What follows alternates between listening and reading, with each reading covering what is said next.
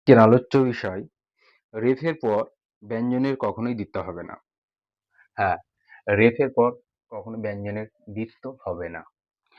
আমরা শব্দে রেফ ব্যবহার করলে পরবর্তী ব্যঞ্জন নিয়ে অনেক ক্ষেত্রেই অসুবিধায় পড়ি, যে রেফ হবে কি হবে না। এই সমস্যা যাতে না হয় তার জন্য আমাদের একটা সহজ কথা মনে রাখতে হবে। কি সেই সহজ কথা? সহজ কথাটা হলো এটাই যে রেফ এর পরবর্তী ব্যঞ্জনের বা একই বর্গীয় ব্যঞ্জনের কখনোই দ্বিত্ব হবে না। মনে থাকবে রেফের পরবর্তী ব্যঞ্জনের বা রেফের পরে যে ব্যঞ্জনটা থাকবে তার, এবং সেই ব্যঞ্জনের একই বর্গীয় যদি ব্যঞ্জন হয় তাহলে তারও দ্বিত্ব হবে না।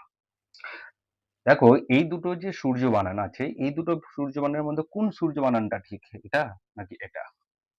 চলো দেখি। এই সূত্রানুসারে এই সূর্য বানানটাকে যদি আমরা বিশ্লেষণ করি তাহলে কি পাবো? তাহলে দেখো, দুটো অন্তঃস্থ জ পাবো। তাহলে কখনোই ব্যঞ্জনের দ্বিত্ব হবে না। তাই এই সূর্য বানানে এই বানানটা ভুল হবে, এই বানানটা ঠিক হবে। কেন না? এখানে একটা অন্তঃস্থ জ লুপ্ত হয়েছে, একটাই মাত্র অন্তঃস্থ জ আছে। তাই প্রকৃত বানান হবে দন্ত স্বয়ে দীর্ঘ, অন্তঃস্থয়ে জয়ে রেফ। একই রকম ভাবে অর্জন বানানটা দেখো, দুটো বর্গীয় জ নাকি একটা বর্গীয় জ? অবশ্যই ঠিক ধরেছ, একটা বর্গীয় জ। এই বানানটা ঠিক, এটা ভুল। কর্ম বানান, দুটো ময়ের না একটা ময়ের? অবশ্যই একটা ময়ের, এটা নয়। মূর্ছা, চয়ে ছয়ে রেপ আঁকা না ছয় রেপ আঁকা? অবশ্যই এটা ভুল, এটা ঠিক। অর্ধেক, দয়ে ধয়ে রেপ না ধয়ে রেপ একা হবে?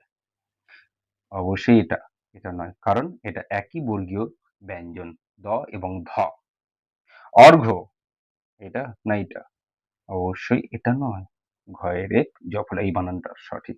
ধূর্ত বানান, তয়ে তয়ে রেপ না তয়ে রেপ?